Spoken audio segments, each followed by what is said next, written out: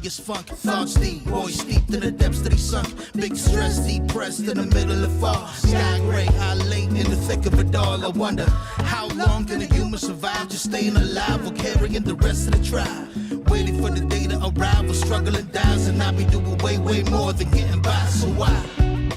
Cop myself a cup of coffee, sipping water in it softly, cleansing me of stress I hold. Hey, cop myself a cup of coffee, sipping water in it softly, cleansing me of stress I hold.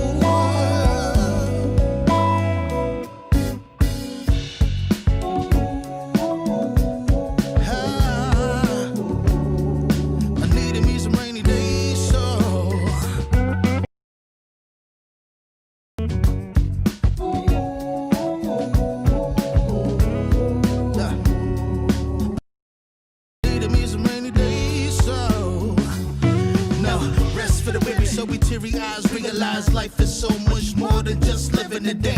Every day I can sit and reflect and reconnect to myself and all that I've been given. See, giving up is not an option. So when I'm looking at gray skies, I'll be adopting a new way to deal with a test. Lord, relieve me of stress. The ring be looking like when blessings drop in. And so I got myself a cup of coffee, sipping water in it softly, cleansing me of stress I hold.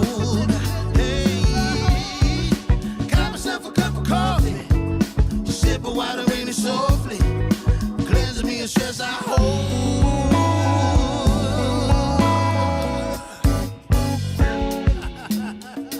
Hey, here we go. Yeah, let's do this. Y'all ready? 1, 2, 3. In times of test, let no harm beset me, oh my Lord, oh my Lord.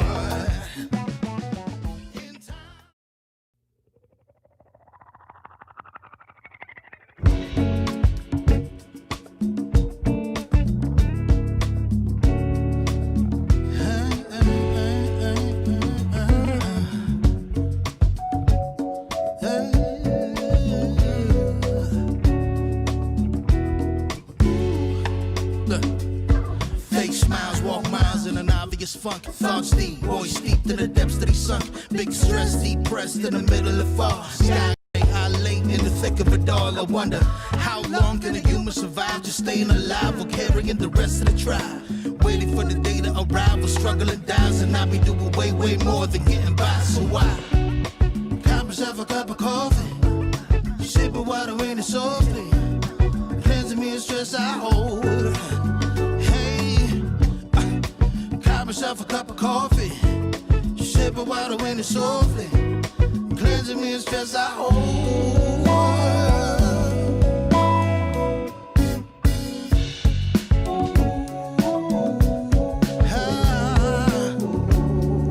I needed me some rainy days, so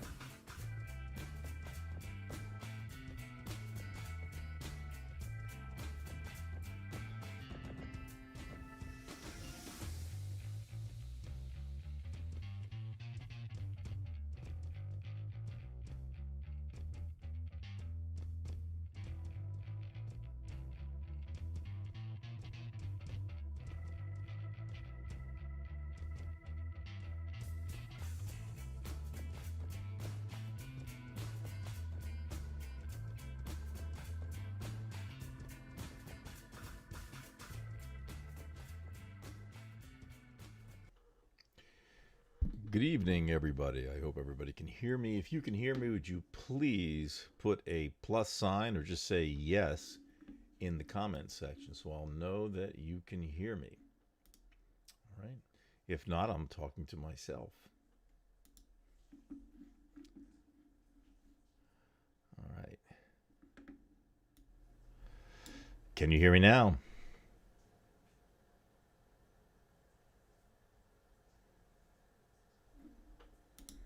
Can you hear me now?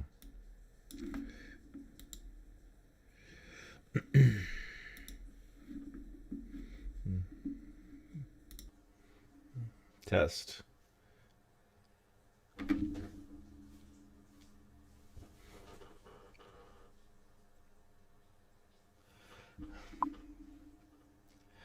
That sounds good. Either that's or a middle finger. All right, so I'm going to get... Look, just put a yes if you can hear me, okay? Because I don't know if the middle finger means something bad.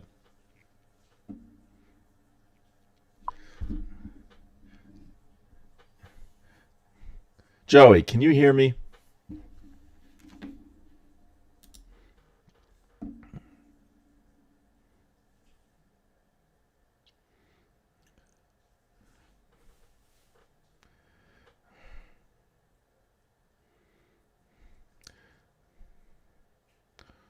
Or somebody else? Yes, I can hear you. Well, thank you. That's good to know. All right. All right. Good evening, everybody. This week's been an interesting week, not only in national politics, but also on our website, on the Facebook page. Thank you, everybody. Okay, I can see that I can be heard. Okay. And it kind of all came to a head today. David kind of felt that with my post it was going to cause an issue, and it did. I had posted something about Noam Chomsky, where he is imploring third partiers to vote for the Democrats. And as it turned out, one of our members took issue with that and said that he was going to vote third party. He was from Utah, and I mean, it's his business if he wants to vote third party, but for this page, there were rules. And one of the rules is that this is a partisan page, and we're not going to violate that. And one of our members, Yvette, defended herself very, very well in the idea that it's best to vote Democratic in this election, even if you're from Utah, which probably has around 3 million people, most of whom are white, most of whom are Republicans, admittedly.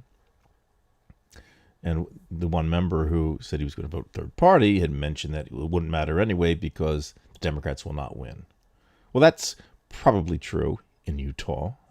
I mean, with a governor like Mike Lee, that wouldn't be unexpected. But it's interesting because, yes, the Republican Party does control Utah as far as I know, and most people are registered as Republicans there. But the Democrats and I think the independents can freely vote, and I guess in the Democratic primaries. And I just think it's important that people vote for Biden, because that in itself will show there's more support than what was previously thought. And like Yvette said, you just don't know what's going to happen. And I've warned people. I've blocked a lot of people this week. I think 5 or 6 are gone. And I'll warn anybody. I mean, this is a partisan page. David and I have agreed that if you can't go by the rules, you're going to go. And that's not to be mean. I mean, I'm friends with the person who, Facebook friends with the person who was booted. I have no problem with that. But, this page, we're not going to tolerate third partiers.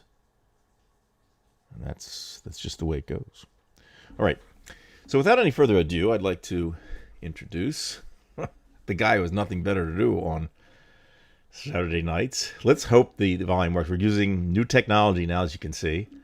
So we're going to see how it goes. So we're going to add Dave to this broadcast. And there he is. In fact, I'm going to put you in a different way, Mr. Price. First of all, good evening, Mr. Price. Good evening, Brad. Yeah, let me see if I can get you this way. Okay. And there we go. Now, if I can do this right, Dave, I'm going to just edit this for a second. I'll put you in a circle, and I can make you small or big or whatever needs to be done. Let me just, I think you would look better in a circle, Dave. So we're going to do that. And just get a different look tonight, Dave. So I think that kind of works for now. Okay. All right. So I don't know if you were able to hear me, Dave. You were in the green room. Were you able to hear or not? Unfortunately, Brian, I was. Okay. So obviously, you know what the next. Listen, people. I don't understand, Brian. You were asking, can people hear me? And some people said yes, they could. Now, why they would respond that way, I have no idea. I think what they were trying to say, Brian, to be honest with you, I think they were trying to say, would you shut up, man? That's what I think they were trying to say. Just like Kamala. Can you believe that David Perdue did that the other night? What assholes. But anyway, right. Brian, it's good to be here. And what are you going to ask me? Go ahead. Well, I just wanted to know, just basically, Dave, is what you yourself felt about the issue that occurred really today. You and I have spoken about this many times, and we've had our issues. We've had debates with third parties. We had many, yes. Well, not many, but we've had a couple of debates with Antonio Reed, and they always kind of led to disagreement. And the reason we made this page is just to say, hey, look, we've had it with Trump. We want to win. We're going to go with the party nominee, and that's it. And that's the way we handle it. And I'm going to assume that you agreed with my decision. No, I do not. Okay. Of course I do. Look, here's the thing, as I'm fond of saying now, because our next president, Joe Biden, says it, and our next vice president, Ms. Harris, says it. Here's the thing now. This page is created for a number of purposes. First and foremost, to me,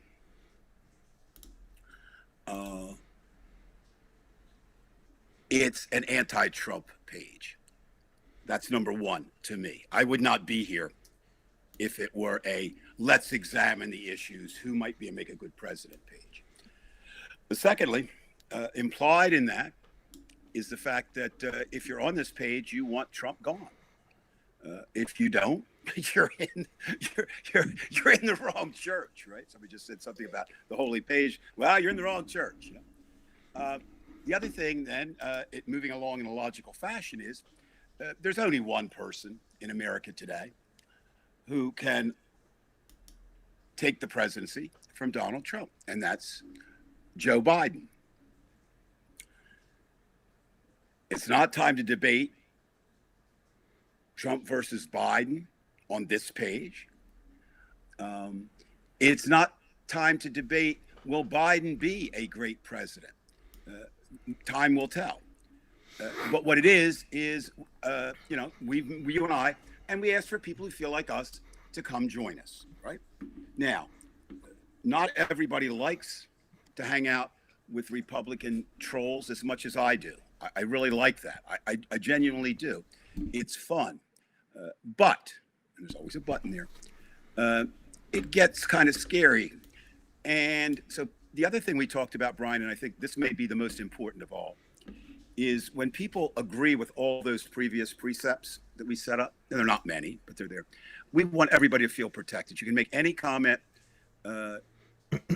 without somebody coming back at you, even in the finest debates. I mean, we're not talking about, whatever. My own thing this week, a person objected to my using the word fuck twice in a post. Oh, that was ridiculous. No, we don't have to go there. No, that's fine. That's fine. I understand that. I don't have a problem with that. But I reserve fuck for a proper use. And I don't think you can ever use it improperly if you're talking about Mr. Trump, as far as I'm concerned. So again, that person, fine, goodbye. Not have to. I mean, she said I wanted to go, and I gave her instructions of how to get off the page. As you say, it's I hate to use The Godfather, but that great scene with Michael Corleone as he turns to a guy who's been with his father all these years, but kind of turned on him and said, It's nothing personal. It's just business. And in this case, the business of this page is to do all that we can, and by we, I mean the whole community, to get Donald Trump out of office, get Joe Biden in. Now, after all that's done, we can debate all we want, or if you choose to go to another page. But it's just not the place here. One last thing I will say, as someone who's been involved with words ever since I can remember, there's a time and a place for everything. And this is not the place to debate the merits of Joe Biden or a third party or to support Donald Trump. There are plenty of places to go for that. And it has nothing to do with censorship. It has everything to do with what we're trying to do, which is keep our members. Said the reptile with a grin, you did damn well. I was a snake before you took me in. Oh, tender woman. And that's a good point. I mean, that's really a good point. No, I got to meet this HLS. I know. I think you actually know who it is. I don't. Actually, I don't know that I know. HLS is on our show, but I don't know her. I really or him. I don't know. Watch. It'll be Eric Trump. No. But I really like a lot of I like a lot of what everybody says, and you know why? Because we agree. It doesn't mean we're right. Okay. Right. And it's a nice, refreshing place.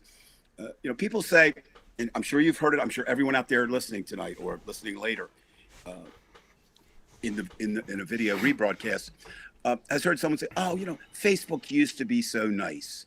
Food pictures, cat pictures, pictures of grandchildren."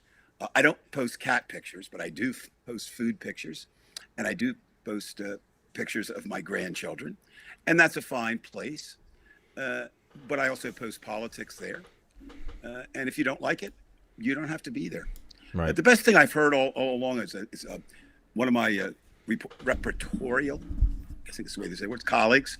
Actually, it was temporary a boss, and Bill Watson, really smart guy, a lot of common sense. And we were talking early on in this about 2016, and I was still doing some debating on my page and letting a lot of the Trump people on there.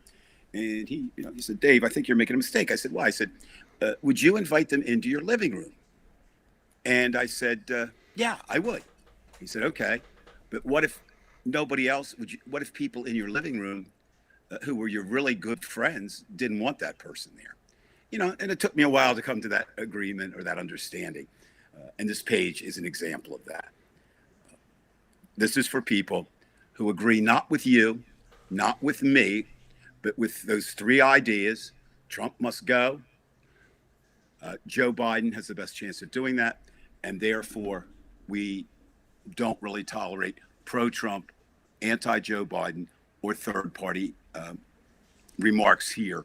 That's for another page, another place, another time. Right, because Dave, you and I both know where that goes. Because, like I say, we've had debates, and they go on and on. And just as a reminder to folks, it was not just today. I mean, we had issues. I know I had an issue. One of the persons that Dave had an issue with this past week didn't like my post because she said it was mean towards Mitt Romney. Like as if I have to have some type of great respect for Mitt Romney. I mean, it made no sense. And of course, she was the same one who got on Dave for saying fuck. And, I think you got to grow up because we are adults on this page. We're using it much like a comedian would use the word. And sometimes it's all over the place. I'm not saying to overuse it. I don't overuse it. I use it when it's necessary, just like explaining what happened in this situation. But, I mean, some people get out of hand and they're going to be terminated from the group. It's just that simple, and we have gotten rid of people. Somebody didn't like the fact that I had a warning on one of the posts about a video from Russia where somebody set herself on fire, a journalist. I'm sorry, but look, this is what the page is, and the captain's going to get rid of you if you're going to play that shit. Brian, that's not exactly true. I've been trying to get thrown off this page because I prefer not to work with you, and every Saturday night, I get this phone call. You ready to go on? Well, okay. I guess I'm the exception. Well, you made it on. And anyway, so just to get to the finish line on this topic, I want everybody to know who's watching, and anybody who watches this, in the recorded version of it, whether it's through Periscope or YouTube. We want you to join our page. But we're not the type of people say, oh, we've got 1,000 subscribers. We need to have 1,082. We're going to get rid. If we go below 1,000 from getting rid of people, we will block you because we know it's best for the page. It really, really is. And this is what Brian, got me in trouble in the first place. And just remember, add to that, I'm going to add a second P, which will make it a PP. Not only is it best for the page, it's best for the people who visit the page. And I think, and I know that's what. Well, if you could explain, because you explain that better than I do about why it's better for the people. Well, no, you're right. It's splitting hairs, semantics, that kind of thing.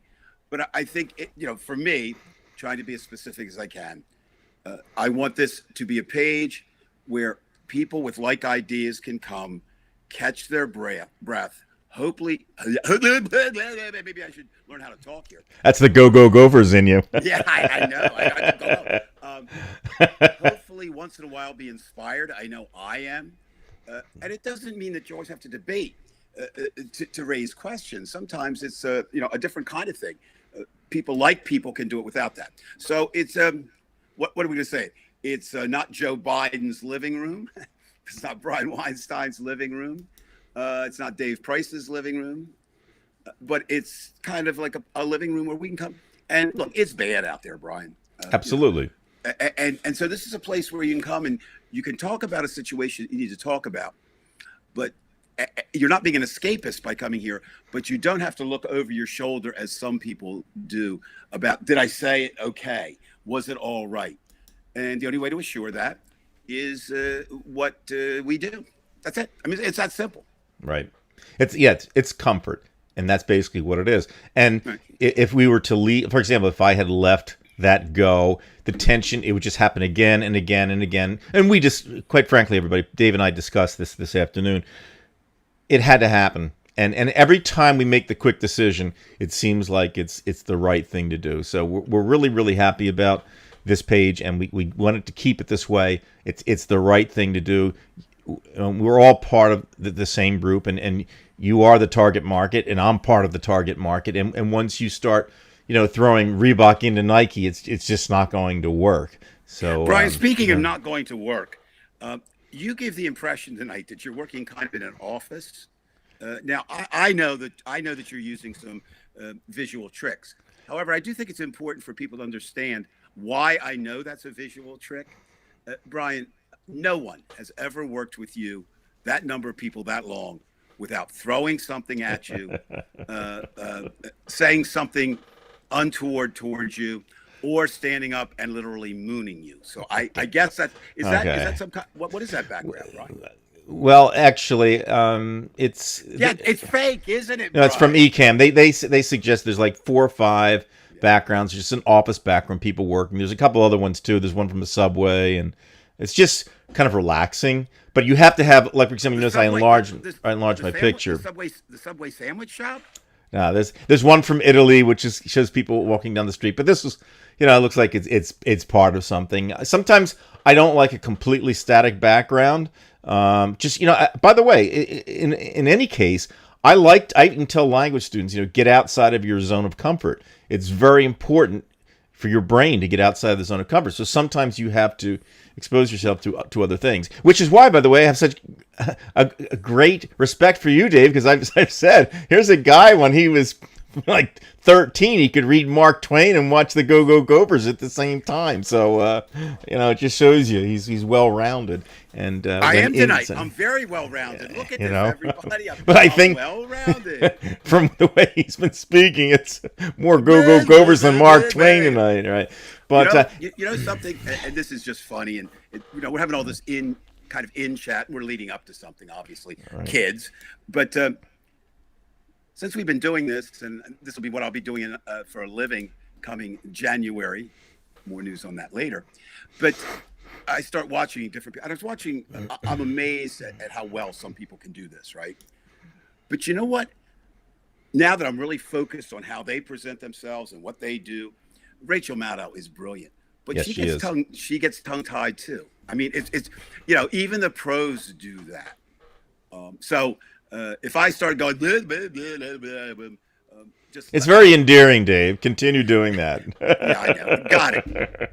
All right, what else we got, Brian? Let's get to it. Well, Dave, look, we normally go right into the politics of things. There's one thing I did want to speak of. I would rather we have some things that you have forwarded to me, Dave, that I really, do want to check out. But before we do that, I just want to get your commentary. I'll probably have to give mine too, about what's happening in California with these green boxes, these phony drop-off ballot boxes, and the Republicans, they received a cease and desist order from the courts, and still they're refusing to cease and desist. They're going to continue to do this. So now, it's what, the 17th of October, and now the other states. I think that's kind of like, a signal to other states. Go ahead and go ahead and cheat and just throw these boxes in there and try to confuse people. I think it's revolting.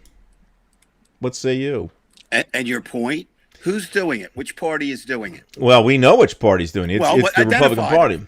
All right. It's the Republican Party. So why would you be surprised that the Republican Party, and again, tonight is a night we're going to be very careful with words because words matter all the time.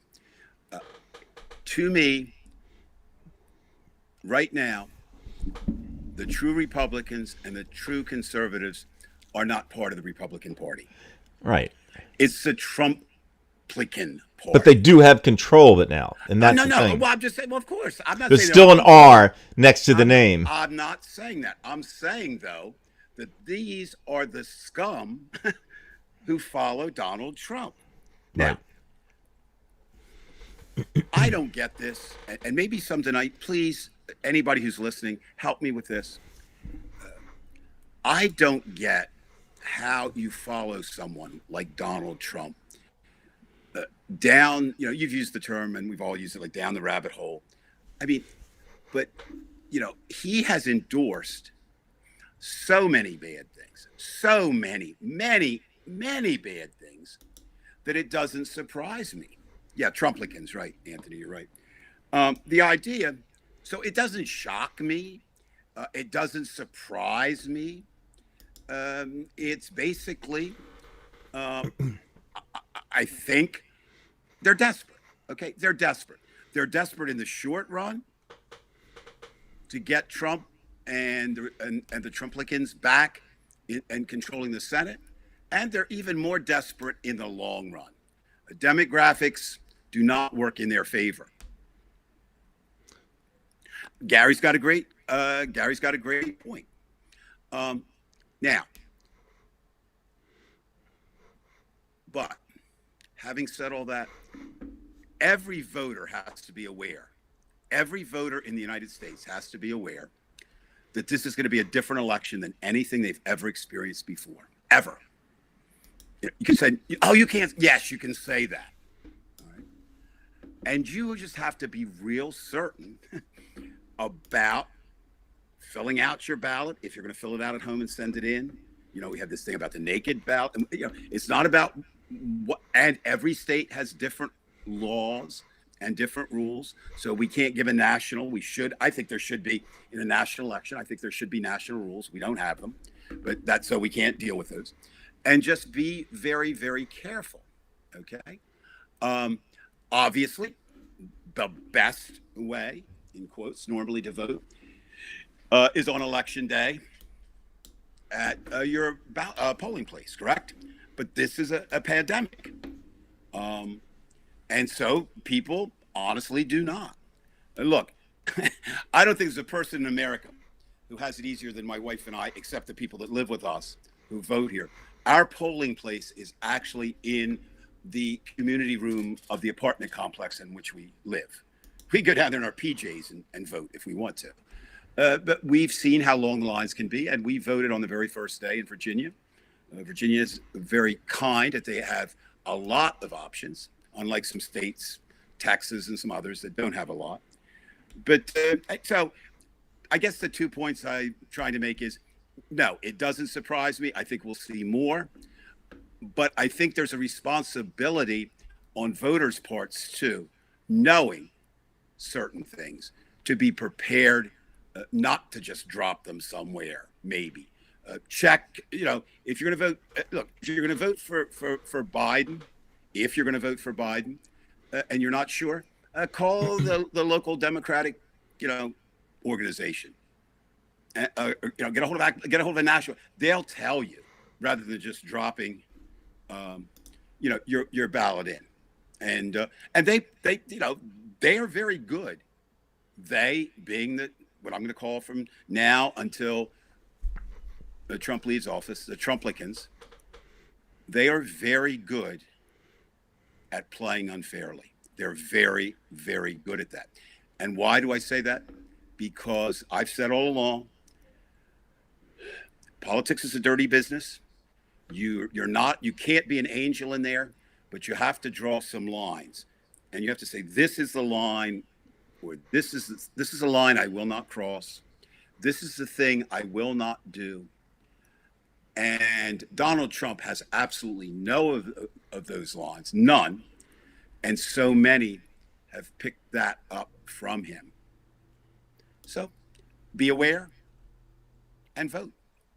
And in a certain way, David, I don't want to say this is useful, but from an argument perspective, we know that Trump has said, look, the Democrats are going to cheat. So at least we have this in the bull in our chamber saying, look, if there's any proof of cheating, it's not on our side, it's on your side. And it shows that Bill Barr is going to do nothing about that. I mean, the state will do something, but Bill Barr won't say anything about what just happened. So, and we know that. I mean, look, it is what it is. Bill Barr is Donald Trump's personal attorney posing as the Attorney General of the United States. That's all. It's that simple. And I think Mr. Barr may pay a price for that later. But we have to see. Right now, to expect a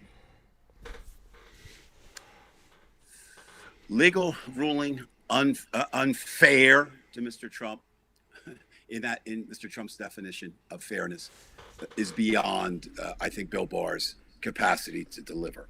Mm-hmm. What's interesting, though, Mr. Barr does not work alone, correct? We see some of the top attorneys dropping. We see, I was honestly very surprised that they didn't get the one case out, that Barr even said, he even admitted, we're not going to get this out. I mean, I could just see Trump, and you saw what Trump did. He attacked him. Right. That's the other thing. He wanted Biden arrested. That's the height of idiocy. I don't know about that, Brian. I sometimes I go with that, and sometimes I'm just not so sure that Donald Trump, now that he's president, he just thinks he's running a big company called America. Right, I'm not so sure. A private company too. I'm not so sure he doesn't believe that he has the right to just say, you go to jail. I may be wrong. It's immaterial because he says it, right? And but I wonder about that. I wonder, and there's no excuse. I'm not excusing him. It's heinous. It's horrible. It's hideous. Every H word you can say, but.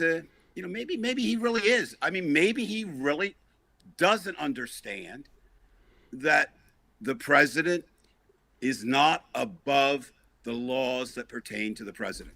Right. And look, Dave, what's been happening, just the very fact that, he's gotten so many Democrats so worried about them stealing the election. People like myself and yourself, I know you, the first day you had the opportunity to vote, you went out and voted. And I've seen the lines from North Carolina, and they didn't look like voters, from the Republican side.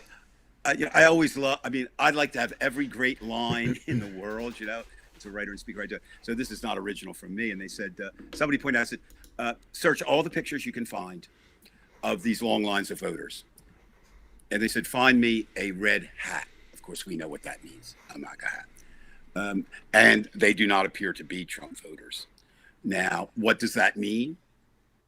I don't know, but I think I do. It means record number of people are going to turn out in this election. The numbers are astonishing already. Yes, attributed to the pandemic, a lot of it, but also maybe attributed to we've had enough Trump. Or we haven't had enough Trump, and we want to keep him. I mean, whatever it is. Which is doubtful. I mean, I understand that, but you're the one that I'm the one that says there is no chance, and you always say, well, I don't know, there is. Yeah, look, I will agree with you, David. I think that there's a greater chance that he'll lose, and by a wide margin this time than before. Because he did lose last time. Well, let's look at that. I want to allay some fears tonight, if I can, because I understand. I mean, I see a lot of people. There's one thing between being cautious. There's another between being fearful, and there's a third by letting the opposition create your fear. Okay, and that's what they're doing. Okay, they do. They being Trump on down. They love chaos. They love uncertainty. That's what they want. Demoralization. So they are, putting up this. We're going to, right? Or somebody's going to look at, and then you've got the help from the Russians with the disinformation and all that. You just have to kind of block that out if you can and say, I'm going to vote. But then they say, then you see the polls. And this is, look, the greatest one of all. It just worked out that the night that Biden supposedly had a 16-point national lead in one of the polls, Hillary Clinton had that same lead on that same day. I believe it was October. I don't know the date. I want to say October something, right? Well, that's meaningless. And here's why it's meaningless. Number one, in that election, 2016, Donald Trump had two advantages that he doesn't have. And they were huge, or in his words, huge. One is he had no record, no political record anywhere to make him accountable for anything. And so there were many people who said, hey, how bad can he be? How bad can he do? Government's been dysfunctional. We'll take him on. So he got some of those votes. Since I can remember politics, I kind of got involved first in 1968, I guess. People said, government should be run by a business. Here you have a man who purports to be a great businessman. And in his mind, he is. He's one of the worst businessmen probably in the history of America to ever. And he may be in debt for $1 billion, they say. I've seen that. So, but whatever, he had all this going for him, right? The second thing is Joe Biden is not Hillary Clinton. Hopefully, my son, who's 47, maybe not. I hope so. But definitely my granddaughter, Audrey, who will be 13 in December, will live in a world where it doesn't matter whether you're a man or a woman running for political office. That was not true in 2016. It was Trump running against possibly the most qualified person in American history to be president in terms of what she had been through, right? Right. Secretary and her of positions, State, right? Senator. A first lady, a brilliant attorney. But other side, she's a woman. Third, the Comey, and we're not going to go into a lot of Comey. We've talked about that. For anybody who's interested, this is my theory on Comey. Comey, like the rest of us, thought Hillary Clinton was going to win. He did not want himself, the FBI, or her record tainted.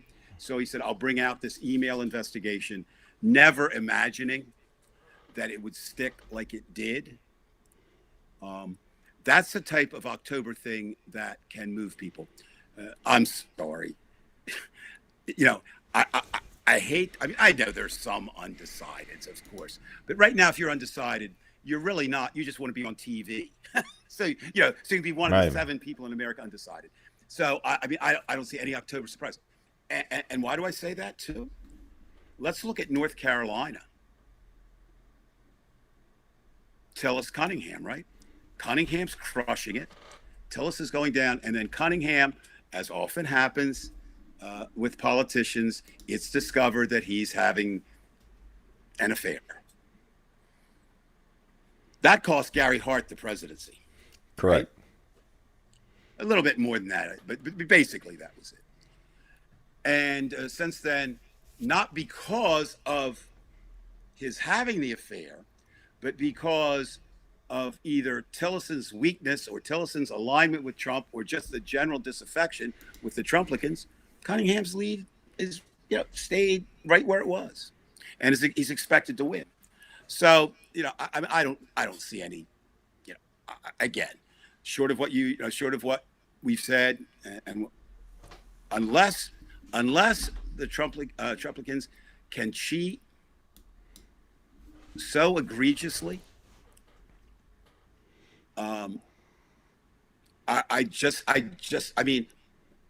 we'll know when we know. But at this point, close. I understand close is nothing, but when you're polling those numbers in Texas, Florida, South Carolina, places like that Biden's doing in every possible swing state, he's leading or right within the margin of error. Well, see, here's my take on the game. Okay, last thing I will say about this. It's almost like there was a gun. This is the way I feel about this election. There's almost like a gun, right, that has 100 rounds in its chamber. I don't think one exists like that, but if it did. And you're going to play Russian roulette with it. One of the bullets is live, 99 are blanks. It's pretty good odds. Well, that's kind of where we are. There's a possibility that we being the people who want Biden and not Trump, may get shot with that gun, but it isn't something we worry about today, because there's nothing we can do about it. Okay, other than be vigilant. It's in the hands now of people, Brian, like attorneys, like the political parties, the governors, and all that. And again, you said it before, and I want to bear this. You can't get to the Supreme Court. Okay, you got 6 possible Trump votes and 3 definite anti-Trump votes on the Supreme Court. But it's not that easy necessarily to get to the Supreme Court. The reason that Florida got there, because people refer to the board, one state, a lot of problems voting in the state. This, I don't think, will come down to one single state. Are you really going to go if 7, and again, it's just not, just like we said, different election, going to be different results. Nothing from the past. Really, I take from this point of view, Dave. I think everything you said is correct, and he is down by at least by most standards, and in many of the polls, he's down by 12 points, 10 to 12 points.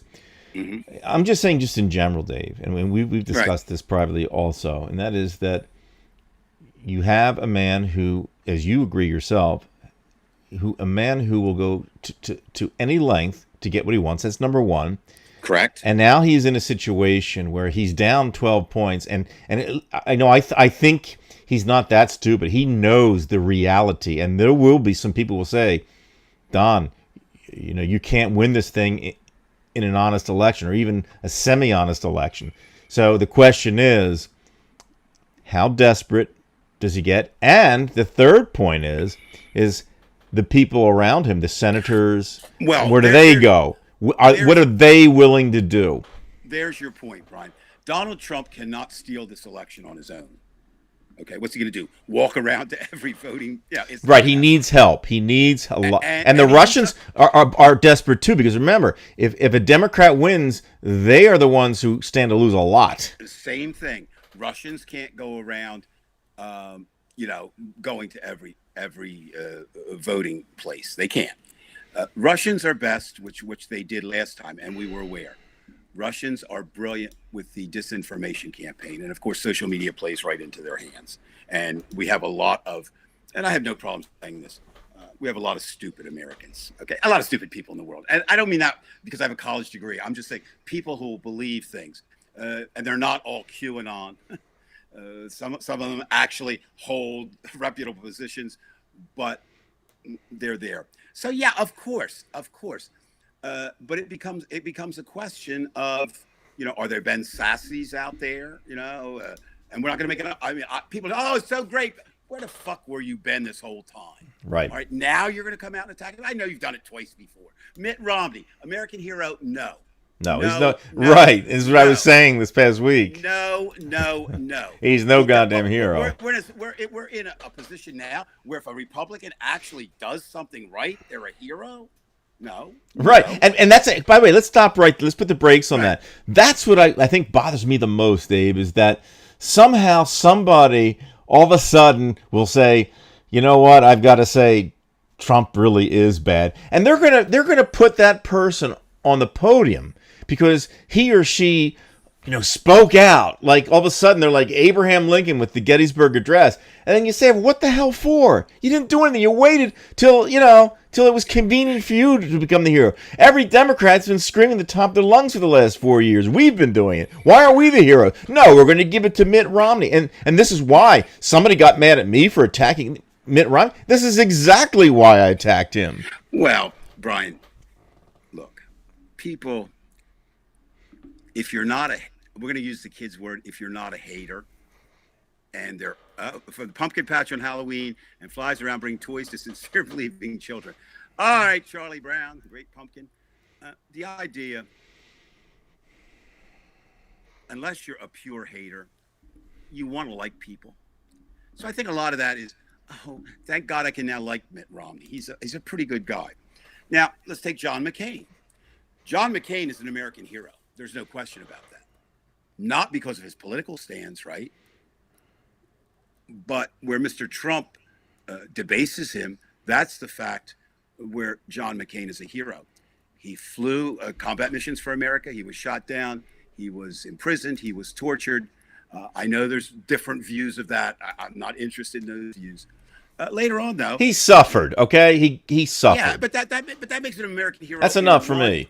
Well, what I'm saying is, he was an American hero in a time of combat. That does not make him an American hero every other time. You don't get a pass into another world.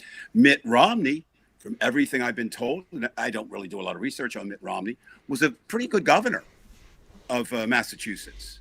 Yeah, pretty good. Did some good things. But that doesn't give him a pass as a senator. Richard Nixon, a lot of wonderful things he did. But that doesn't give him a pass on the fact that he was so paranoid that he authorized a illegal activity and then tried desperately to cover up, which brought him down and disgrace to him and the presidency. It's at the moment. So, now, is there such a thing as a good Republican? Not right now. No, yes. Well, if you're talking about Steve Schmidt, but again, I am because here's the other thing too. I was thinking about this today. I've actually fallen in political love with the Lincoln Project. I think their ads, they're sort of like the way I feel about Brent Terhune, the satirist, right? Who does his thing. I'm amazed that anybody can be that good, that consistently producing the amount they do. And the Lincoln Project, I'd love to see figures on it. I don't know there's ever been an organization who's produced as many ads nationally for a presidency as they have. Different ads, right? I mean, an issue's there, and you see the ad immediately. I'm really glad they're on our side this time. Right, because they certainly had it. They were the ones that had it pointing toward us in the past. And you know what? As soon as Donald Trump is done, they're back. Right, then it comes back. We're back. But I don't have a problem with that. I mean, I really don't. Right, because that's safer than what we have now. Well, no, what I'm saying is they understand. George Will, as a conservative, understands. Max Boot, as a conservative writer, great writer, understands. I mean, I don't expect him to be on my side, as soon as Joe Biden takes office. But at least they did that. And that's my challenge to anyone. And they won't be listening to this show or, whatever. Is just tell me why. You never know. No, they don't. Well, just Eric Trump. But, how can you support him? And that's something that leads me into something I want to say tonight. So I just want to say it quickly. I never say things quickly. I have been struggling, as have many Americans. Why and how Trump, right? And it continues. And I think I've kind of come sort of around, kind of full circle. And I think the Trumpers fall into two categories that somewhat overlap. One is they are motivated by hate, anger, fear, the darker emotions, right? Not all of them necessarily together, although some have them all. And certainly that is Trump's MO as president, right? So he speaks to them. So that's part of it.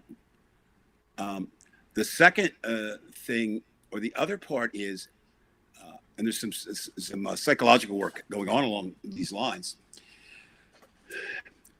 They have an affection for authority, Trumplicans, but it falls in one of two categories.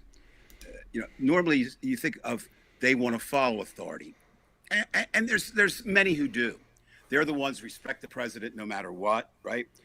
The evangelicals are taught to respect God, Jesus, and the preacher in front of you, even if the preacher is fucking the whole choir on Sunday services. So they're kind of used to that. But the other kind of authoritarianism is, I'm pretty good, but I want you as the authoritarian to deal with those people. And that's where you're back to the hate, anger, and fear. Right. Now, the numbers are scary. People use 40% of America. I think that's high. I really do. I think it's closer to 33. But a third is pretty goddamn scary. Right. Now, a third of the people in your block are dangerous. You're in trouble. Well, unfortunately, there are blocks, literally. I mean, again, right. I was talking about where I live. I can go out tonight, knock on every goddamn door, and I'm not going to find, I don't think I'm going to find 5 Republicans out of the 22,000 that live here. Lucky you. More than that, but there won't be 100, right? But we all know areas where the reverse would be true. Right. And again, this is not the night for that. But we've got to kind of start thinking about it relatively soon. And that is, if what I predict will happen happens, which is Joe Biden will win the presidency, which of course brings Ms. Harris in with him. If what I believe will happen, I don't know by what margin, but I believe the Senate will be taken over, become a Democratic operation. That's all good, but those people are still out there. And they're out there. Right. They're the people who make assassination attempts and things like that. Yeah, well, that's true, Brian. They're out there on 3 levels. Number one, there are family members, our former friends, or however we determine them. We have close personal ties with them. How do we deal with that? That's number one. That's on a personal level. Number two, they still have a formidable block of votes, which nothing will change, right? Mm-hmm.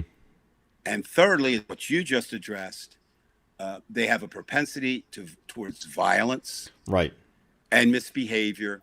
That and look, we know what happened to Robert Kennedy. I mean, I don't want to get people scared, but we know what happened to Robert Kennedy.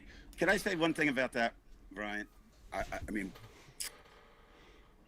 now, when was the last presidential assassination attempt? Do you know? And who was it on? The last one? Mm-hmm. Well, I certainly know Reagan had and one. There you are. Just stop there, Ronald Reagan. So the 80s. Now, what does that mean?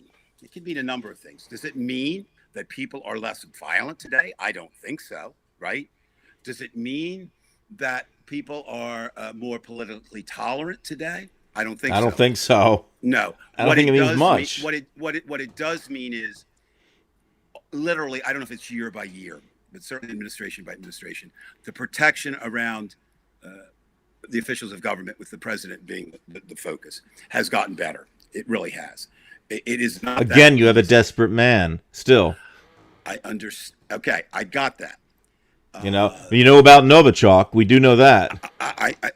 I'm not saying, but what I'm saying is, okay, let's go back to the Kennedy assassination just for a moment. Robert Kennedy. JFK. Oh, no, JFK. JFK. Okay. I'm going to go all the way back there.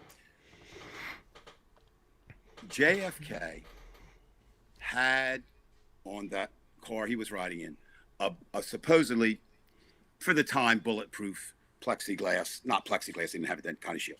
And he said, no, I don't want it. I don't want it. And if you look, there was nobody around. I mean, there were people behind him in the car because he didn't want him. He loved his Secret Service. You guys are all, you make me look wimpy, jokingly, never think this way. Well, that, and then Robert Kennedy. Yeah. Okay. But you know what? At that point, candidates weren't guarded that well either, right? Now pretty much the day you declare, and become a serious candidate, there's some people, and as it moves along, I mean, Joe Biden has almost has just as much a personal detail, every bit as large as the president. He doesn't have the base that's that you get as when you get in the White House. So again, could it happen? Of course it could happen. But again, it's more difficult today. As I mentioned to you before, my concern, rather than that type of assassination, is something along the lines of the Oklahoma City bombing, or something, along those. Or something those like what lines. happened in Michigan to Gretchen Whitmer. So Right. But again, Brian, yes. And but you it have an didn't attorney general looking the other way. But you don't have an FBI looking the other way. No, you don't. And The Trump knows that. The FBI brought that down, and here's how they brought it down. They were aware of it. They knew the president liked them, not the FBI liked the bad guys, but they didn't let that stop their job. The only thing I'm not sure about is, did they have somebody implanted on their own? I don't know that. But they had people who were close enough to them that they turned to of the inside people to report on the others. Mm-hmm. And they had verbatim. Now, whether that leads me to believe they were wearing a wire. Right. But if they weren't, they were taking copious notes. So, yes, I mean, the danger is coming out of nowhere, right? That's right. The danger. The quiet person, the thing they say about a lone wolf. And I'll tell you something, Brian, that concerns me, being so anti-censorship, is with social media, we're going to have to figure out something. I'm not real sure what it is. Maybe, I mean, can they do what this page does? Well, I don't know, because that's a whole country. But I think you can do certain things that label, if you're labeled an organization, and I think we'll see more American organizations labeled as a terrorist organization, I think they forego their rights to use public social media. Dave, so, we'll see. I'm going to move on now because I know you've brought some goodies for us. So would you like me to start with the photographs or with the video? Yeah, whatever you want Let's to do. Let's go with video. Folks, we're going to take a little trip to Washington, D.C., courtesy of David Price. We really appreciate what you've done, Dave. So without any further ado, we'll throw some videos in here. I'll let you explain what you see, Dave, okay? Okay. Donald Trump is an infection. Donald Trump is an infection. He is stealing the election. He is stealing the election. Get your feet, get in the street. Get your feet in the street. Get your feet in the street. Donald Trump is an infection. Stop it, Bryce. It's looping. Got it. Okay. All right. So basically today in Washington, D.C. and across the nation, there was a rather hastily called Women's March.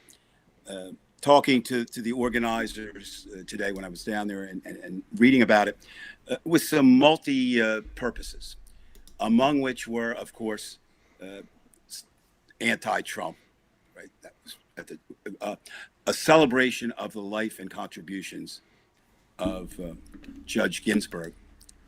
And thirdly, a belated but sincere call for the successor, who you could actually say, I don't know if you remember this, Brian. I don't know if you have what kind of comic nerd you are. I love DC comics. And Superman had this thing called Bizarro World. It was Bizarro Superman, and everybody knew it was Bizarro, meaning they were the opposite, or just really weird. And certainly, Judge Amy is a ideological opposite of Justice Ginsburg. You probably couldn't have found anybody, more different than her. We don't know what kind of judge she's going to make. I mean, that's speculative. So that was but it's interesting the timing of things. I think most people realize what that was. People wore a lot of costumes today, not for Halloween, but for political purposes. And of course, that's the red robes of that now have become to symbolize Handmaid's Tale. Right. And of course, Margaret Atwood's novel is brilliant. I encourage everyone to read it. Timely. And if you're not a reader, look at the I think it's going into the 5th season. Right. And by the way, folks, my wife has watched it many times. I started watching it, but I really got physically sick watching it because it just brought up my blood pressure, and she knew I had to stop.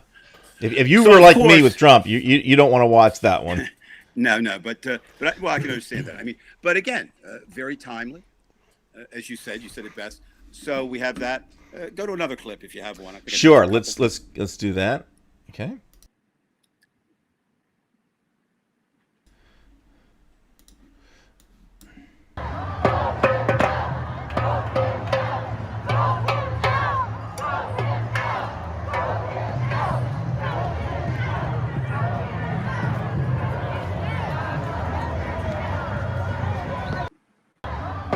All right. I've learned over the years. You learn photographers' tricks, even if you're not a photographer, you're a writer, hang out. You learn where to position yourself. And anybody who ever wants some kind of meaningful pictures or video, as long as Trump is in, or even when he's gone, you position yourself at one point, you get ahead of the crowd, and you position yourself. I was directly across from the Trump Hotel. And I know from being down there, there's going to be some things said or done that might not be done any other spot on the rally route. So I found that interesting. What I did like too, you see a couple of the still pictures later. Another not new for if you started in the streets like I did in '69, but certainly not new today. The giant screens are placed. They're placed not only now at the site. The main site today was Freedom Plaza, which for those of you who don't know DC, is the last large area before you get to the White House, right? On Pennsylvania Avenue, and then Pennsylvania Avenue curves and takes you toward the White House. So of course you have the giantest screens there, right? So you can be heard and seen. But then they place them all up and down different places, and one was placed there. So the crowd, as you can see, vote him out. They also did, fuck you, Donald Trump, a number of other cheers by there. Mm-hmm. Okay. Okay, Dave, we Is have. that if That's I don't Sandy. know? No. Do we have any more videos? I don't know. Yes, we do. One more to Okay, go. do one more. I couldn't remember if I sent 2 or 3. Sure. You have 3 here, so we'll. Okay. Here comes the third one.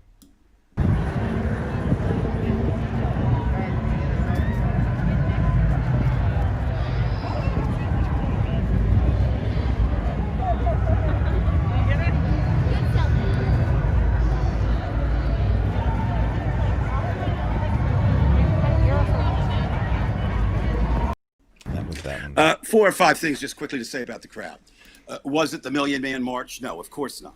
But remember, the new thing is now is you don't have to be in Washington, D.C. In 1969, when those of us who were against the war really started going down there a lot, you needed that, right? You had this big national, because that's where everybody would. Now you can have these small towns, and they're very effective because you put them on YouTube, right?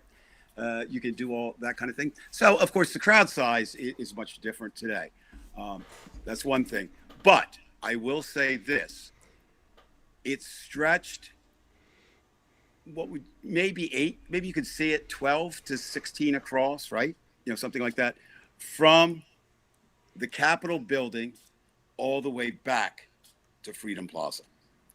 That's a lot of people in the street. Is the Black Lives Matter paint still there on the street? It is. Yeah, you can visit it. I encourage people to do that. It's on the other side of the White House. So it's on the opposite side of Lafayette Park. Mm-hmm. So this really didn't involve the White House. And there's a reason for that. You can't get anywhere near it right now, the White House. Not for the reasons before. Now they're setting up, apparently setting up, at least that's what I've been told. They're setting up for a giant celebration at the White House outside the grounds when Donald Trump wins the election. I think I'll have to go down there that night, maybe at some point, just to see what it's like when Trumplicans cry. I'm not one of those, kinds of things. The third thing, and I was there, a couple hours maybe. I did not see not one marcher / protester without a mask on. And I think that's a significant difference, right? You see Trump rallies, and they're that false macho, fuckery. Real men don't wear masks. Well, get what? If you don't wear a mask, real men get COVID. Fake men like you get COVID. Or fake So- COVID. Yeah. So that was one thing. Second thing you're seeing, I've said this all along, but you're seeing more groups join together. You say the Women's March. I loved one of the signs, which is kind of taken over from when you were with Hillary. I'm with her. Number of men with signs pointing down to the woman they were with. I'm with her. I'm with her. I'm with her. That's encouraging.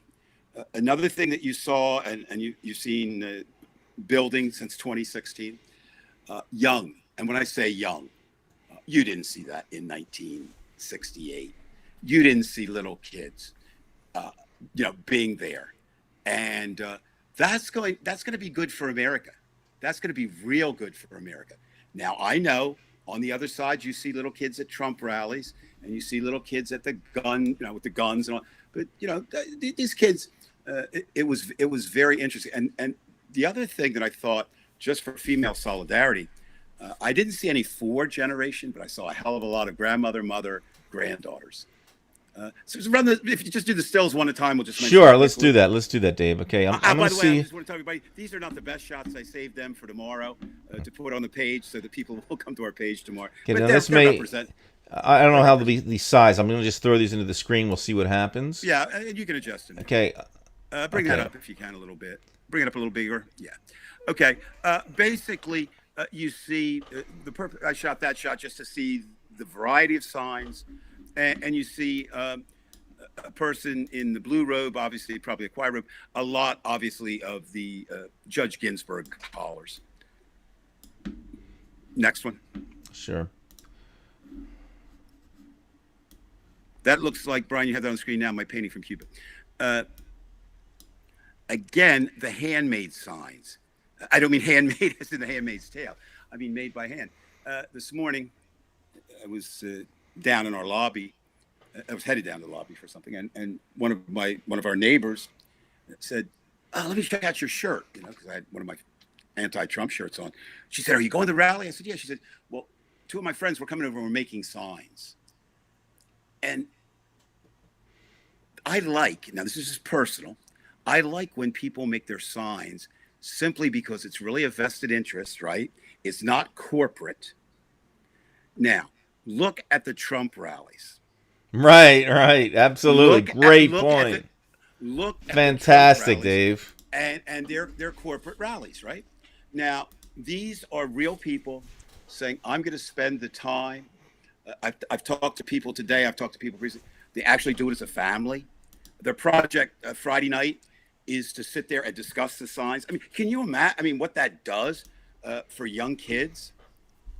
Fuckery, yes, a wonderful word. That and Trumpery. That's all you need, Tamara. Next one. Throw it up on the screen. Sure. I have to close the comments out for that to make this go. All right. Let's do it over me. What the? Can you blow that up just a little bit, Rod, just so people can I see? can't do much more than that. No problem. Okay. That's fine. Okay, let me say, this got my homemade award, the Dave Price. I didn't see all of them, of course. That is Trump's next uniform, yeah, orange inmate, and another homemade sign. Trump crapped on America. That's great. With Trump actually crapping on America. Okay, if I can revisit what you said, Dave, because I think it's worth saying it again.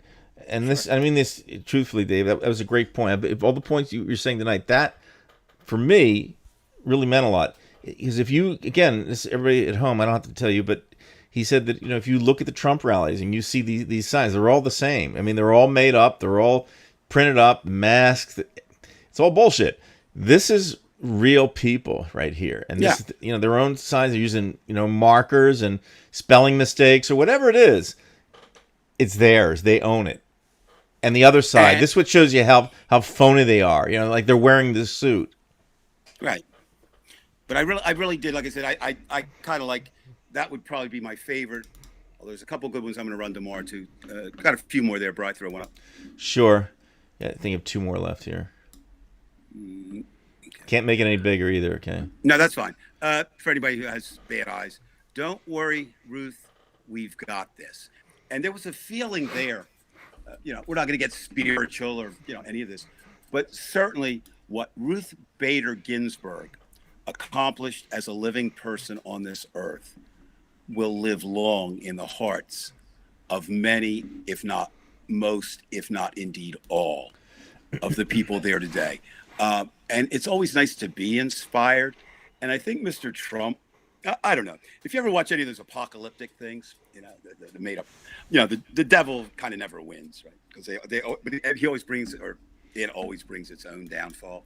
And Trump's done a lot of that. I mean, he didn't cause Ruth Bader Ginsburg to die, right?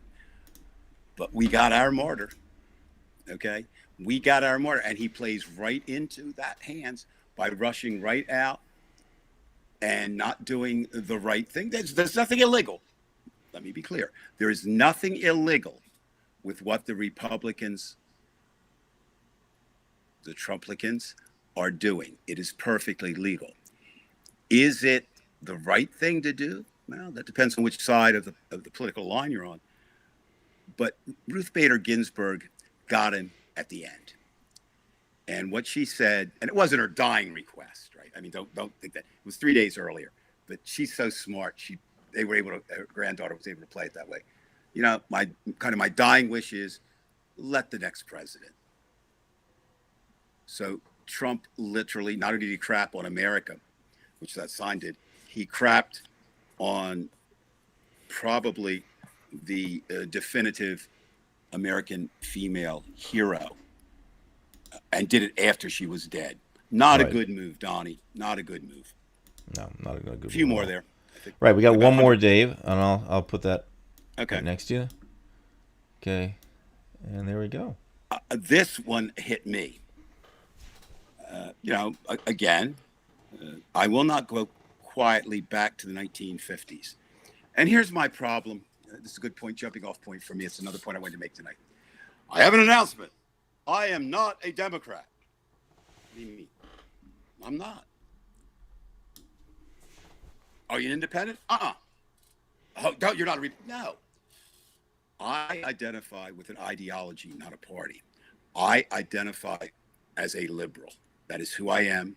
That is how I live my life. That is my political calling. If tomorrow somehow we woke up and the Republican candidate was more liberal than the Democratic candidate, I always vote for the more liberal candidate. Because conservatives, to me, not only dwell in a past, and they want to bring a past back, which you can't do, Brian. And when I say to you, I'm saying to everybody, you can't stop the flow of time. You can't. You can't go backwards. You can't really, there's no time travel in the future either. So they're actually literally trying to dam up this flow that you can't put a dam around. And it's a false dam in the sense that it was good. Yes, the 1950s were a wonderful period if you were a white man, heterosexual, working class, moving your way up, ex-GI, GI Bill, college, explosiveness. But there's a great scene. David Lynch is my favorite director. And there's a great scene in one of his films that kind of takes place, Blue Velvet, about that era of the 1950s. And it's beautiful, immaculate yard, and it looks lovely. And and he digs down, and then you see these insects killing each other, right? And that was kind of the 50s. It was, on the surface, it looked pretty good. But and of course, it exploded in the sham of the 60s. So you can't go back. Just take the abortion issue. To me, it's a non-issue. It's a huge issue, I know, but to me, it's a non-issue. To me, it's very simple. If you don't want an abortion, don't get one. How simple could it be? We'd be having a horrible fight if you had to get them, right? For certain reasons. If you consider it a sin, don't do it. If you consider it bad medical practice, don't do it. If you consider it, I don't want to do that as birth control, use other birth control methods. But of course, we can't, we as Americans, there's a group that can't go with that because, that's what's wrong with organized religion. One of the many things wrong with it is they take their sins and make them everyone's sins, and that's not the way it should work. Secondly, and most importantly of all, no repeal of Roe v. Wade. Let me stress this. No repeal of Roe v. Wade will stop abortions. What they will stop is safe abortions. That's what they will stop, because there will still be women. And the third thing that some people who support it says, oh, well, we just want to stop at the national level, which is, kind of true. But I think at this point, Brian, and my thinking has kind of evolved over the years, I think we're beyond states' rights now. We are one country living in a big world. And I know that you can have different laws in Alabama than you do in New York City, than you do in Idaho, than you do in California, than you do in Kansas. Certainly not. A pandemic doesn't stop at borders, right? Correct. So if you deny a woman in Alabama the right to an abortion, if she goes to another state, they're talking now. There are laws being proposed that if she returns to her home in Alabama, she'll be arrested and charged if it's illegal in Alabama. It just isn't going to work. And I'm sorry, I can't buy the argument that Judge Amy will not. She will vote, given her belief system. She will vote certainly not in favor of continuing Roe v. Wade. By the way, Sandy had asked that I post these pictures, and I did post them, and I've also posted the videos. You may have posted them already, Dave, but they really were great. I think I sent you. I'm not criticizing you. I said I sent you more, so I'll pull. I think you put up. I did post them while you were talking. I did post. So if you're interested, folks, go to Facebook. So I'm gonna, anybody out there, I'm going to do them tomorrow, and then I'm going to keep the best one out. And if we said we're not going to make money, but screw that. I'm Donald Trump. If I get $75 million tomorrow collectively from this group, I'll post a naked picture of Brian. I only have one, but I will do that. But only for $75 million. Okay. You're welcome. Who was that? Was that Anthony just before Women's Choice? Yes. Can I tell a story, Brian? You can tell a lot of stories, but not tonight. Tell one quick story. No, I said it's not so quick. Okay. A lot of times we talk about issues that have nothing to do with us, but abortion has something really to do with me and my wife of 47 years, Judy's. We were college students in 1973. Judy had actually finished early. She studied in Italy. She was an artist, and she had finished early. And she called me in the fall of my junior year and said, we may have a problem. And I said, what problem is that? She said, I think I'm pregnant. It's one of the times in my life I wish I could have seen my face. I kind of masked it. And I said, okay, well, let me know when you know. And I was a student, as some people know, at Villanova University. I had a friend who was the number one student in our class. He was so smart, they let him be a dorm counselor. And he had something that nobody had in those days, a private phone. So I asked him, it was a Friday night. I said, I'm going to make a phone call. Judy said she would know that. And can I use your phone? And I hate to ask you this, but can you leave the room while I do? And John said, of course. And we got the phone call, and Judy said, yes, I'm pregnant. And I said, well, we started talking about it. We looked some options. And I went back to my room. I lived in a single dorm at that point on campus in Villanova. And a friend, Mark, we'll just name him for the story, comes over, and we would go out and party usually on Friday night. He says, you go? And I said, nah. I said, what? He says, you look down. I said, yeah. I said, Judy just told me that, that I'm going to be a father, or I may be a father and she may be a mother. And he went. I thought, what a lousy friend. He's not going to sit here and console me, right? He's going to go on and party. And next thing I know, 6 of my best friends at Villanova were back in my room. They said, get in your car. We're driving to Bridgeton, New Jersey, Brian, which is where you live now. Mm-hmm. And they said, we're going to straighten this out. I said, what do you mean where? I said, we're going to straighten this out. So we did go back in. So Judy and I did start talking from that moment. And in about 2 weeks, we reached a decision. And the decision was that we were going to have an abortion. And notice I say we, because I've always felt that's the way it was.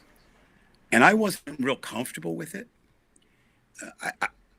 But just as Anthony said before, two things entered into my decision. One is it is the woman's right to choose.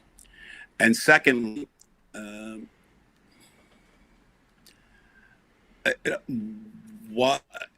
am I going to demand that we not have one? And I went to, I think everybody in college has been there, had a guru, a professor who was, and he's still my guru. He's 95. And I explained to him what was going on. And he knew Judy.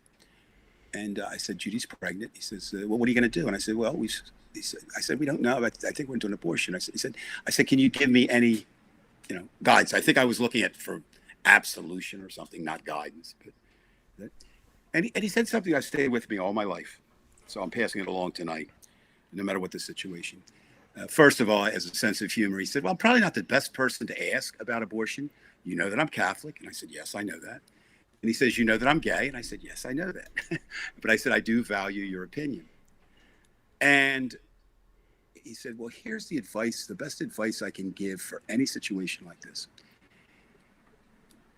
If you're in doubt over something, go ahead and do it. Because he said, I think the regret later is much greater. If you and Judy, if it doesn't work out between you, there is divorce. There are a lot of options. But he said, I think there'll always be in the back of your minds, some kind of thing. And I said, okay. But still, okay, I got that now. And here's how it worked out, kids.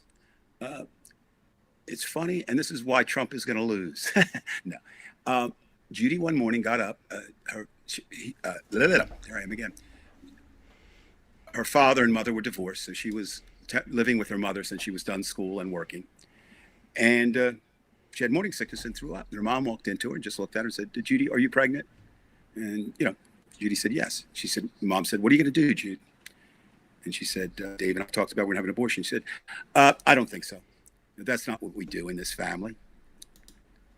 And Judy, being the dutiful daughter, who also had reservations about it. I mean, it was the practical thing to do. We were kids. I wasn't finished college. I was going on to get a master's. I mean, the whole thing. But Judy listened to her mother. We did indeed get married. One of the toughest things I have ever had to do was go and tell Judy's dad that his daughter was pregnant, and I was the guy that did it. It worked out okay. And now, 47 years later, with our son, our only son, and two, if I can not stretch the truth for more, everybody's grandkids are precious. Mine are the most precious to me, of course. It was the right decision. Now, I don't say that story. I say that story to do this. It's a tough decision, but I'm very glad that we had the option to make it or not make it. And so I come back to Dr. Wilkinson, my mentor's advice. He was a big fan of Robert Frost and the two roads not taken. And this is kind of what it is. And you don't know. But I think he was right. I think, you can always come back. And it applies to a lot of things in life, Brian, not just abortion. I mean, it's why should I leave my job or not? Yeah, if you want to. Nothing really is irreversible except death, right? There's been some great letters from people appearing now on Facebook. I encourage people to read them about situations. I don't think, again, Judy doesn't have any shame. We've told Michael, people ask me, I said, yeah. I said, every time he was bad when he was little, he was bad all the time. I thought, we should have aborted you, boy. No, of course you don't. I mean, he knows. And I just think the Roe v. Wade it should be personal to every woman, but I think it's very personal to me too. So that was a long roundabout way of saying, don't fuck with Roe v. Wade. Let it stand. Right. Yeah. Well, Dave, I actually don't have much more to cover tonight. Is there anything else you'd like to discuss? I think that, I want to talk. No, of course. I do want to say this to people. I think it's good to close early tonight, and I'll tell you why, Brian. I'm going to do some shout outs to some people that normally I wouldn't do that. Tonight, for the first night, Spike Lee's new movie is on HBO, and it's David Byrne's American Utopia. That was the play that we had tickets for that we didn't get to see. It's brilliant. It's Spike Lee. It's getting rave reviews. And Spike Lee, as good as he is as a fictional filmmaker, The Five Bloods was a phenomenal film. The Klansman, maybe the most impactful film he's ever made.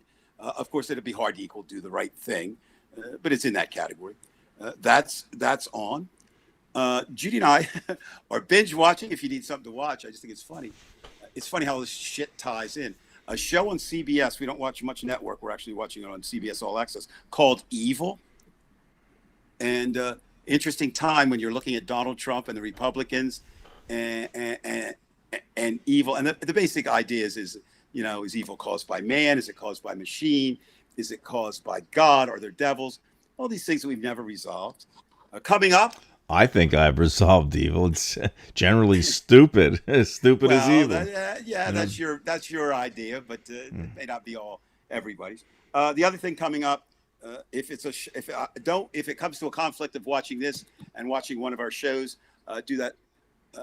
Sacha Baron Cohen is back as Borat, and it actually mentions Pence in the title.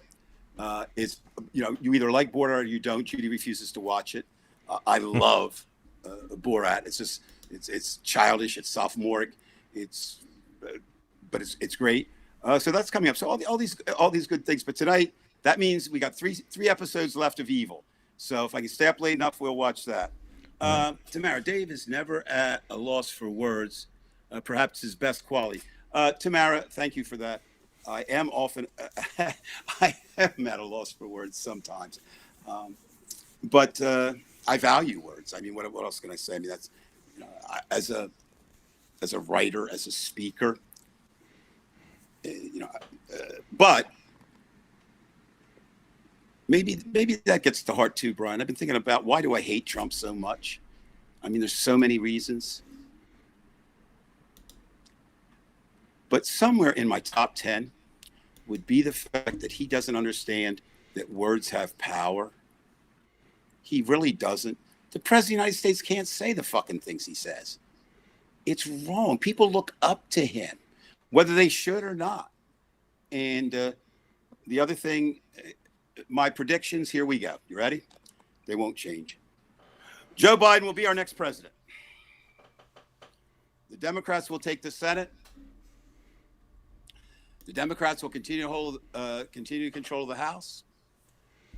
Judge Amy Barrett will be, Barrett Coney will be elected, not elected, will be approved to be the 9th Supreme Court Justice. I'm going to really go out on a limb here. You ready? There's a good chance. Notice I am hedging my bets here. We will actually know who the president is by the morning of the 4th. By the morning, maybe even the late hours of the 3rd, if it goes the way I think it's going to go. And then, ladies and gentlemen, we get to the bad part.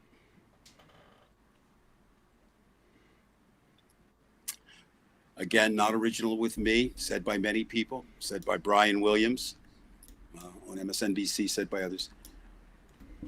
I think there's a grave possibility that November to January 21st will be possibly, certainly has the potential to be, maybe the worst 3 months in American history that we weren't involved in a war. So I guess what I'm saying is we keep doing our job, and then our job doesn't end when Joe Biden gets in. We gotta do that. And it doesn't end when he starts his presidency. We still have, Brian, as we pointed out, and I think it's very important. We have personal decisions to make. Do we welcome back those who stayed with Trump? A personal decision. Do we make the senators heroes, the ones who will say, I really didn't like him, he was a horrible man, and all that, Do we attack Joe Biden for being Joe Biden? Joe Biden is going to be conciliatory at first. That is who Joe Biden is. And there's nothing wrong with that. What I think he will do more quickly than Obama did because of his experience and because of the pressures on him are different. I think if it doesn't work, we won't see him do what Obama did. Right, cannot do what Obama did. Well, but you got to remember, too, I'm not giving Obama a pass, but think about this, Brian. He was the first black person elected president. He really had two jobs. One was to win the presidency, and he did that. And second was to win a second term without selling his soul and crossing lines. And he did that. He will go down as one of the great presidents because of the fact that he was black getting elected, but even more so of the bookends. George W., who grows in our estimation every day. And I think in defense of George W., which I didn't think I would do, I think he's going to go down as one of our greater ex-presidents, right? Not Jimmy Carter. There was a great meme today, Jimmy and Rosalind coming out, doing another Habitat for Humanity. And the meme said, do you realize this couple has done more this afternoon for humankind than Donald Trump and Melania have done collectively in their lifetime? Good place to end for me. Brian, you got the closing. Well, Dave, usually I'm quick to make a prediction, but I think this time I'm going to lay low on this, and I'm very apprehensive. Shit. Okay. No, I really think it's the smart thing for me to do, Dave. I think that there's superstitious. Knock on it's wood. too. No, it's actually common sense. Again, if you look at the formula, you have desperate man, down 12 points in the polls, willing to do everything. I put nothing behind it. And again, it's not Jacob, for thanking us. It's not just Trump. Screw you, Gary. My boy Gary Peacock just puts it, screw W. Screw you, Gary Peacock. Take that.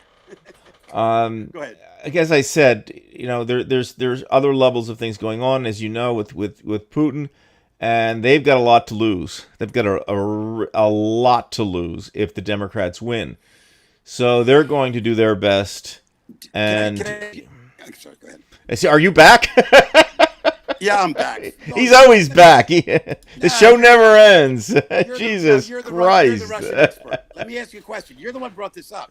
Right. Do you really think Putin will help Trump if he thinks Trump's a lost cause?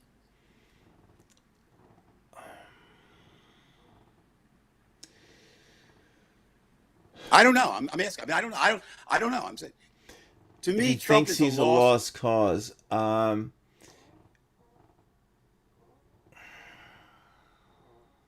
I'm sure that is discussed. But, it would be so easy for the Russian government, meaning Putin, turn it back on and try to, somehow get in the good graces of the Democratic Party. But it can't really happen because, they've taken control of their own country and their political aspirations, their elections. So my guess is, again, what I've said with Trump, in for a penny, in for a pound, and I think that that's what's going to happen. Or let me turn it around for you. Or has Putin accomplished what he wanted? He's made America. Oh, hey, look, no, I know what you're saying there. Yes, he has. And think about this. He's got Trump. Look, it's Russian money, Brian. It's Russian money. So, I mean, he's got to look at it from his standpoint. Do I back this guy, or do I not back this guy, let him go, and then come after him for the money? Now, that's just another question. I mean, I don't know. Well, there's so many things, and don't forget, we keep thinking, obviously, I don't want to go into this Deutsche Bank thing, right? Because that's where the Russian money was obviously funneled. But there are other people involved. There's a long list of people, and that's where Trump. So it's not just Trump, and so yes, Putin has gotten obviously so much more back than what he invested into it. I mean, it's just amazing. But that that $1 billion, I mean, that can send shockwaves, through a bank. I mean, it's like when Trump was in debt for $1 billion or $2 billion in the 80s.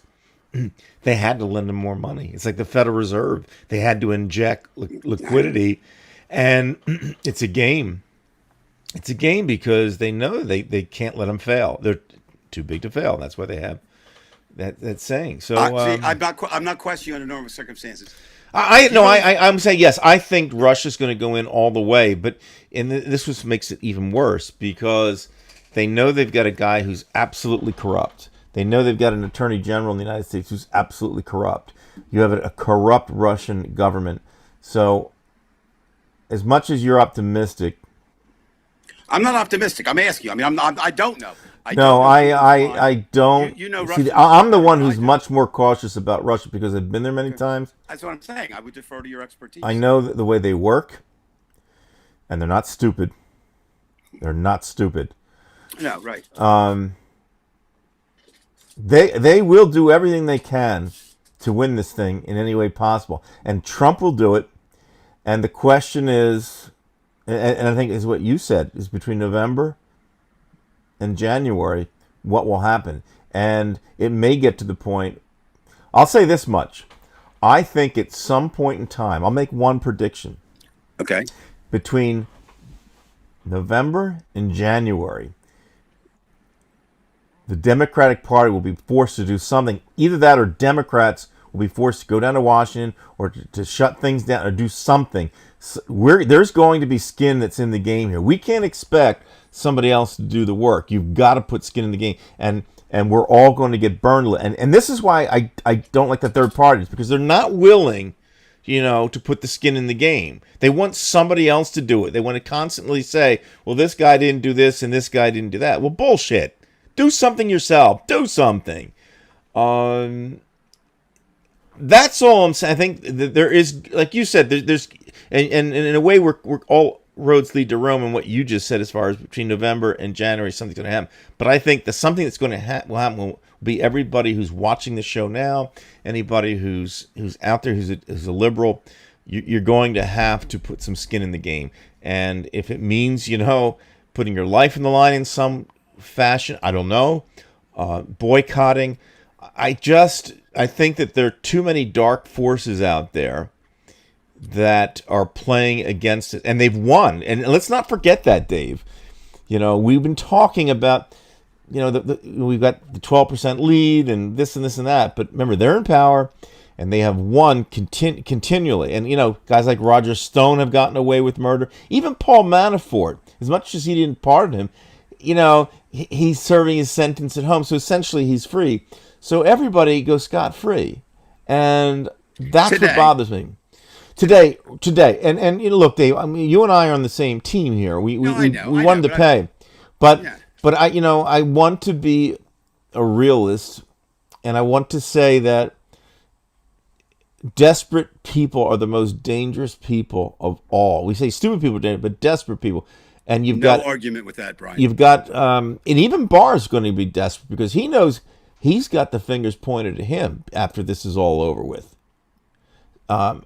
All of them are in trouble. We have legal jeopardy, and just the way people make contacts in the future. These people who were, in the middle level working for Trump, they may not get their positions that they expected. They might not even get dates. To be honest with you, they don't get that part. Right. Sounds funny. They're having a tough time finding dates. Yeah. Unless you want to find some Republican woman at the bar, and. Whatever. I mean, I don't want to get sexist or whatever. It's just that. No, I'm just going to say that what worries me is the desperation. The better that we do, the greater the chance that he will create a desperate act. My hope is that he would get fooled and think that he's going to win. But because I think that Trump believes he's going to lose. If he thought he was going to lose then, Dave, in 2016, he sure as hell is going to think he's going to lose now. Oh, we know he's going to lose by 5 or 6 million votes. I mean, somewhere in there. I mean, it's going to be 5 or 6, and he's going to lose. But again, if this thing plays out into the crisis that it may, like I said, in some way or form, it's going to be bad. I mean, like you say, it could be these nuts down the road that you have. It's right. It could be the Supreme Court thing is what you yourself said. Oh, If it goes there, we're in you can't trouble. let it get to the Supreme Court. So, No, so again, I don't want it to be the Debbie Downer on this, but it's just my feeling has been that he has won in every way possible, and he's been able to do that. And he's in power, and then I guess it gets to the point where we've discussed this before. You know, what would the military do? And of course, there are some military people who are for him, and there'll be some who are against him, and they will follow. Brian, I say this with all the certainty I can say. They will follow orders. Well, let's hope they don't take orders from the Orange Beast. You know, they do not take orders from him. They take from their commanding officers. All right. Well, I think that can be a mess too. Like, I'll say this because when I was in Russia during the coup, for those 3 days, you know, there was a problem within the military because it looked like they didn't know which way the military was going to go, and then it kind of went toward Yeltsin the third day, and it was okay, but it could have gone the other way. Right. It could have gone the other way, and I'll even go further than this. How about I say this? Because you know I don't want to say into the Russian thing. It's just what I've experienced. I've been there. You are. I will say, and I was there during the coup, and I think the only American there that night before the coup in Red Square, because I was there late at night. That was on the 18th of August. Brian, was that what you're going to say the hookers? No, there was no hookers involved. Was it when you were with the 3 hookers or the 4 hookers? I can't remember. No, I was not. But see, now I'm going to lose my track of mind. I was okay, but no. Here's what I wanted to say though, Dave, is that looking at that situation and which way it was, because we didn't know which way it was going to go on the first day. We certainly didn't know. I was waiting. I was in Moscow. We didn't know the second day which way it was going to go. It was a crapshoot. My guess is that what's going to happen with Trump, I think, is even more so in Trump's hand than it was in the Communist Party's hands in 1990. So in other words, this is more iffy than the 1990 coup in Russia, and that's hard to believe. But I'm telling you, I think the forces. We had a great leader in Yeltsin, and maybe Biden's going to have to do that. Maybe Biden's going to have to go to those generals you talk about and say, and make contact and say, look, you can't let the. It's being done. Not I hope. By, no, and I'll tell you what. But again, I agree with you. Yeah. But somebody's doing. But I guarantee you, that the Republican Party knows that. And the question, like you said, what happens with the rest of them? Do they fall in line? Because if you get a Ben Sasse, look, everything so far tells us that Susan Collins is going to stab you in the back. Ben Sasse is going to stab you. Ted Cruz, oh, that son of a bitch. And he said we could speak for 2 hours about him. That guy's going to kiss Trump's ass no matter what. As long, and again, as long as they perceive that Trump has power. And what we don't know, we've never had a president like Donald Trump, right? And so therefore, we've never had a president like Donald Trump get defeated.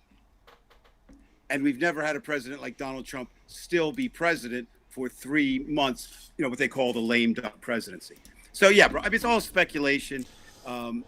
It's very unsettling, though. I think both of us. Oh, Brian, for everyone. As much as you're positive, Dave, you have to admit. Of course, it's unsettling. I mean, I'm not, and you've been wrong. I'm not saying you will. I want you to be right. Right. No, I'm not saying that. I'm just saying what how you were saying. You hate hypocrisy and all that. I hate all that too. But what I really don't like about bullies is this, and Trump is the ultimate. They sow that fear, and they do it in a way like the other night. I won't feel good if I lose. I might just have to leave the country. Oh no, Donald, don't go. We'll keep. He's not leaving the country unless he's going to go to jail. He's not leaving the country. No, well, he's going to go to jail, and you can't underestimate that, Brian. I mean, I kind of baited you with that because I wanted you to speak more than you did on the Russian and the kind of thing. Because actually, the point we didn't close on the right point. We need to close down. Desperate men do desperate things, and Donald Trump is a desperate man. The question is, how much can a desperate man who's the president, without the support and functioning of all of the government, do with himself and his followers. And Well, that, Stalin did it. and Stalin did it. I said that They got an ice pick in Trotsky's ear, and it was over. Right. To be determined. Okay. Wait a minute. Sandy, I got to know what movie. Sandy, we love you too. All right, Brian. All right, I'm going to let you have the last word now for real. I get the last word. Goodbye.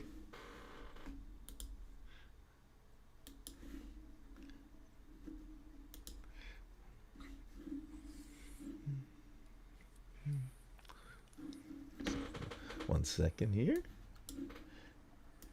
D'un lion, il y a une jolie fille.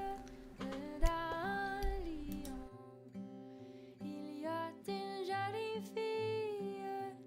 Elle est jolie, parfaitement beauté, qu'elle a charmé.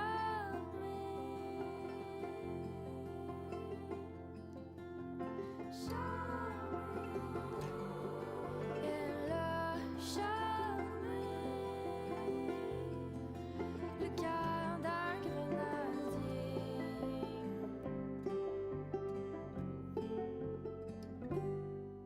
Bon grenadier, amène-moi dans ta chambre. Bon grenadier, amène-moi dans ta chambre. Oui, dans ma chambre, je t'emmènerai et je te donnerai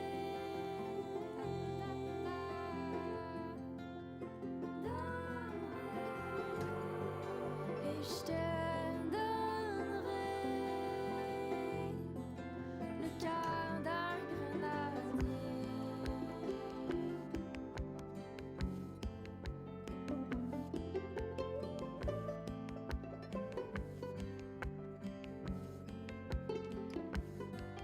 Et l'autre amant qui est à la porte qui écoute.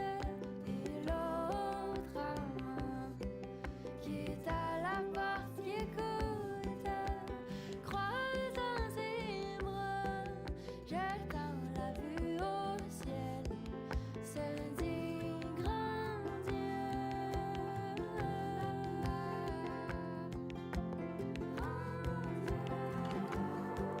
Se dit grand Dieu que je suis malheureux.